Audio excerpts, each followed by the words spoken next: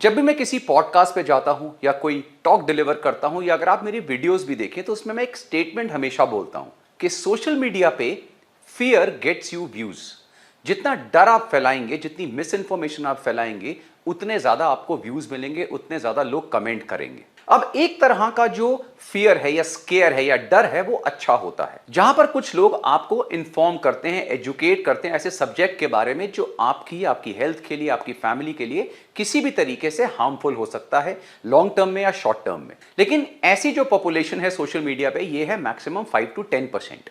लेकिन जो बाकी 90 to 95% पॉपुलेशन सोशल मीडिया पे है वो खेलती है स्केयर टैक्टिक्स से, जहां पे आप लोगों को डराते हैं किसी सब्जेक्ट के बारे में हाफ या पूरी मिस इंफॉर्मेशन देके। और अगर हम हेल्थ और फिटनेस फील्ड की बात करते हैं तो वर्चुअली हर रोज कोई ना कोई ऐसी रील या शॉर्ट या वीडियो वायरल हो रही होती है जहां पर ऐसा ही कोई इंडिविजुअल स्केयर फैला रहा होता है, कोई वियर्ड सी इंफॉर्मेशन दे रहा होता है जिसके बारे में कभी किसी ने नहीं सुना। और अभी रिसेंटली ऐसे ही एक कार्टून ने सोशल मीडिया पर एक मिस इंफॉर्मेशन स्प्रेड करनी शुरू करी। अब ये लोग क्या करते हैं, ये किसी पर्टिकुलर रिसर्च या पब्लिश डेटा से या किसी पर्टिकुलर रिपोर्ट से एक पर्टिकुलर लाइन को उठाकर चेरी पिक करते हैं और वो आपको सोशल मीडिया पे दे देते हैं, क्योंकि वो जानते हैं कि मैक्सिमम लोग जो ये चीज सुन रहे हैं वो कभी से क्रॉस चेक नहीं करेंगे, उन्हें ये नहीं पता है क्रॉस चेक करना कैसे है, और उससे वो डरेंगे और आपस में बातें करेंगे, क्या सच में ऐसा हुआ है, अरे यार उसने ये बोला था, मैं तो इतने टाइम से ये कर रहा हूं या कर रही हूं,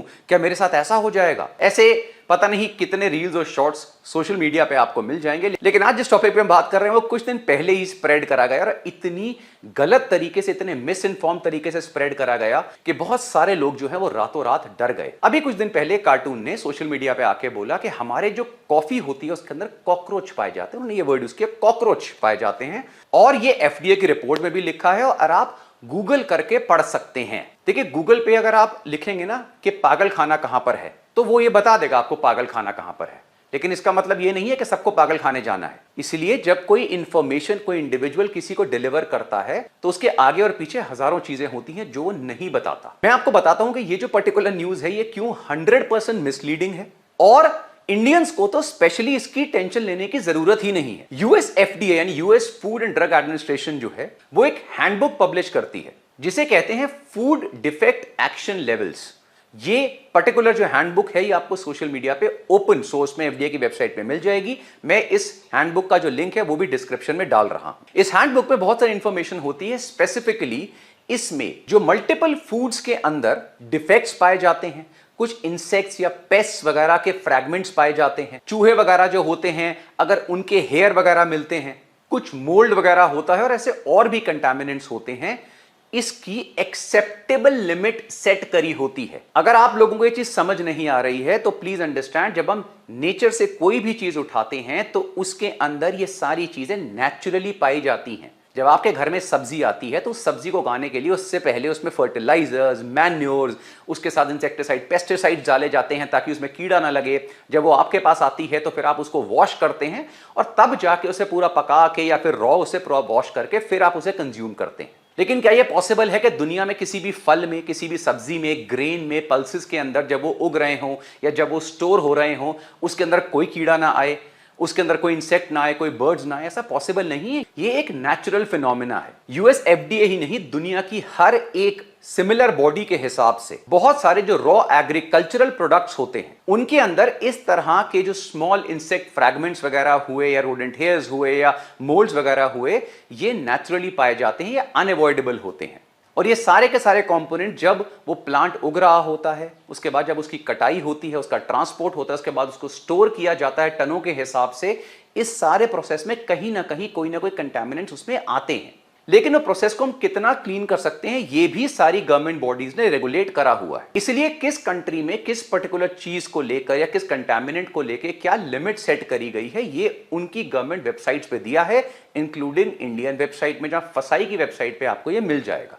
अब ये जो फूड डिफेक्ट एक्शन लेवल की लिस्ट है मैं आपके सामने स्क्रीन पे आपको दिखा रहा हूं। इसके अंदर एक बहुत बड़ी लिस्ट दी गई है मल्टीपल फूड्स की जिनके अंदर इस तरह के इंसेक्ट्स या पेस्ट या मोल्ड्स ये सारी चीजें नेचुरली पाई जाती हैं, और वो कितने अमाउंट में अलाउड है, उनकी एक्सेप्टेबल लिमिट्स क्या है, वो सारी चीजें हैंडबुक में दी हैं।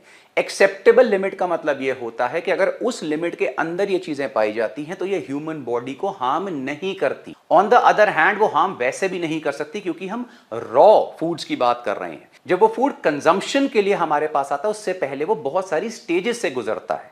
मैं आपको अभी बताता हूं कैसे। पहले हम फूड की लिस्ट देखते हैं। यूएस एफडीए की वेबसाइट पे जो फूड्स लिस्टेड है उनमें है coffee, tea, chocolate and cocoa beans and powders, सारे स्पाइसेस, चाहे हम ग्राउंड स्पाइसेस की बात करें या होल स्पाइसेस की, बेरीज, चेरीज, वर्चुअली सारे fruits and vegetables, nuts, nut butters जैसे पीनट बटर या आलमंड बटर वगैरह, सारे grains, seeds, eggs, mushrooms, fish, olives और ना जाने ऐसे और भी कितने सारे फूड्स यहां लिस्टेड हैं। अब मैंने क्या किया, मैंने इसमें से एक लाइन उठा ली है। पहली चीज तो इस पूरी लिस्ट में ना कॉकरोच वर्ड कहीं पर नहीं आता जो अपनी मर्जी से लोगों ने ऐड करा। और नंबर 2, अगर ऐसी मिसलीडिंग इंफॉर्मेशन के थ्रू आप ये लिस्ट देखें जिसमें से ये एक लाइन को पता नहीं काट कर निकाल कर आपको दे दिया गया, जैसे मीडिया में करते हैं ना कि पूरा आसपास क्या बोला पता नहीं, बीच में से 4 वर्ड उठा के आपको वीडियो दिखा दी, तो ये सेम चीज हुई है। अब इस पूरी लिस्ट के हिसाब से अगर आपको लगता है कि भाई एक्सेप्टेबल लिमिट्स आपके हिसाब से एक्सेप्टेबल नहीं है तो फिर तो आप भूखे मर जाएंगे, क्योंकि दुनिया में हर चीज में ये लिमिट सेट है और ये लिमिट्स आज से नहीं डिकेड से सेट है। इनफैक्ट जब आप इन फूड्स को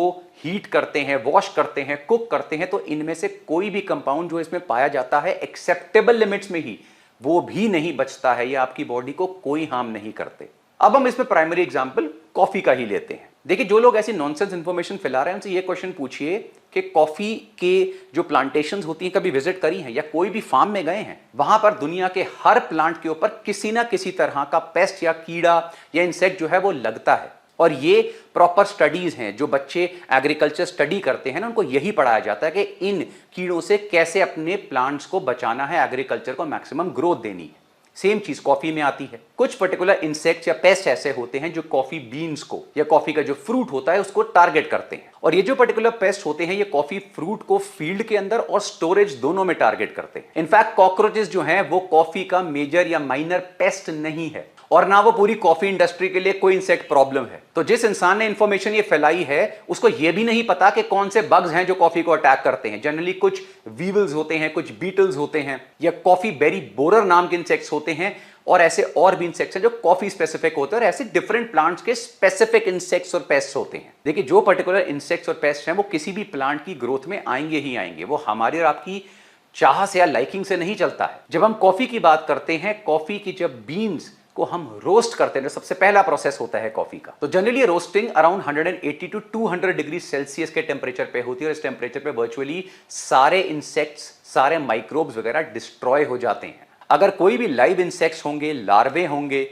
कोई माइक्रोब्स वगैरह पाए जाते हैं कॉफी के अंदर, वो सारे रोस्टिंग के समय ही डिस्ट्रॉय हो जाते हैं। इसके अलावा भी जब कॉफी बीन्स को सेलेक्ट किया जाता है, उस प्रोसेस की वीडियोस भी आपको मिल जाएंगी। तो हाई क्वालिटी बीन्स को मैनुअली सेलेक्ट करा जाता है, मशीन्स के थ्रू उन्हें डिसाइफर करा जाता है, और उनमें सिर्फ finest, defect free, mould free, insect free beans ही सेलेक्ट करी जाती हैं। अब 2 क्वेश्चन आते हैं। सबसे पहला क्वेश्चन, तो सर हम तो वेजिटेरियंस हैं, हम क्या करें? तो भाई आप भूखे मरिए, क्योंकि आपके दिमाग में बेसिक लॉजिक और साइंस ही नहीं घुस रहा है। हर चीज वेज नॉन वेज पे और मोरालिटी पे आकर आप रोक देते हैं। मैंने आपको क्या बताया कि दुनिया में आप कोई वेजिटेरियन खाना भी खाएंगे, हरी सब्जी खाएंगे, फल फ्रूट खाएंगे, ग्रेन्स खाएंगे, पल्सेस खाएंगे, खेत में भी उनमें इंसेक्ट्स लगते हैं, वो वहां पे मर जाते हैं। तो इसका मतलब कि आप खाना छोड़ देंगे क्योंकि आप प्योर वेजिटेरियंस हैं?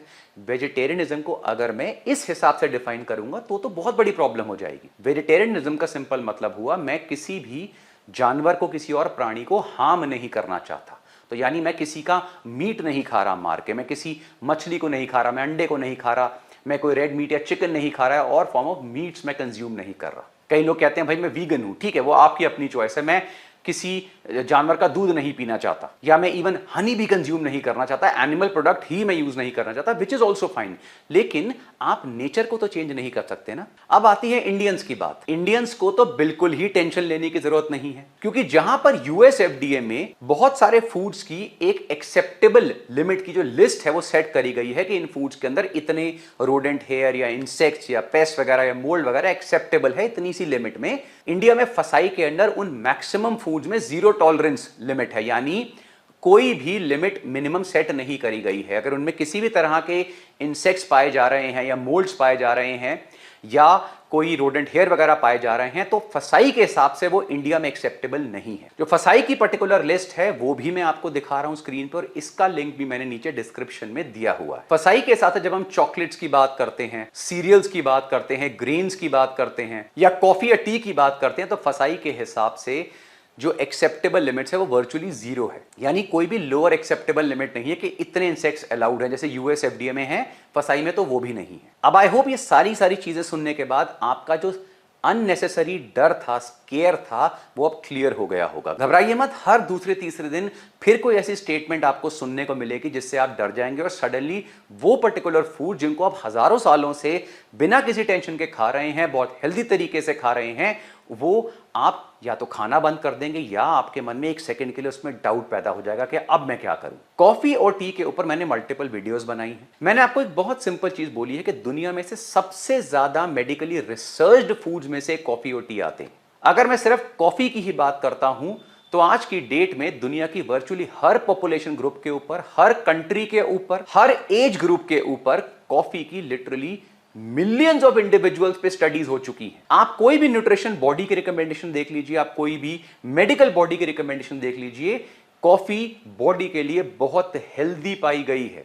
लिवर के लिए coffee is like a medicine, diabetics के लिए coffee is like a medicine, coffee is very good for the heart, very good for the brain. और वो सिर्फ कैफीन की वजह से नहीं है, बिकॉज कॉफी एंटीऑक्सीडेंट्स में बहुत रिच होती है। ये जो एंटीऑक्सीडेंट कंपाउंड्स हैं ये हमारे लिए बहुत बेनिफिशियल है मल्टीपल तरीके से। जो कैफीन की लिमिट वर्ल्ड ओवर सेट करी गई है वो है 400 mg पर डे, यानी अगर हम कॉफी की बात करें तो कम से कम 4 से 5 cup of good strong black coffee अगर आप रोज पी रहे हैं तो उतनी हायर लिमिट सेट करी गई है, जो बहुत कम लोग लेते हैं। एनर्जी ड्रिंक्स की भी बात करें जैसे रेड बुल वगैरह की, तो उसमें भी अराउंड 80 mg कैफीन पर कैन होता है। उसमें मेन प्रॉब्लम शुगर की आती, इसलिए इतना हाई अमाउंट ऑफ कैफीन अगर आप ले रहे हैं, उससे ज्यादा ले रहे हैं तो प्रॉब्लम हो सकती है। लेकिन मैक्सिमम लोग 2 से 3 कप कॉफी जो कंज्यूम कर रहे हैं, स्पेशली बहुत हेवी क्रीम्स या बहुत ज्यादा शुगर के साथ नहीं कर रहे हैं, प्योर ब्लैक कॉफी ले रहे हैं या उसे विदाउट शुगर ले रहे हैं या बहुत लिमिटेड स्वीटनर ले रहे हैं, तो इनके लिए बहुत हेल्दी है। और मैं दोनों मिल्क वाली और ब्लैक कॉफी दोनों की बात कर रहा हूं, इस पर भी separate videos I will make. Please enjoy your coffee, live your life, और ऐसे बेवकूफ लोगों से जितना हो सके दूर रहें। और ऐसे बहुत सारे अमेजिंग वीडियोस के लिए देखते रहिए वी आर स्टूपिड।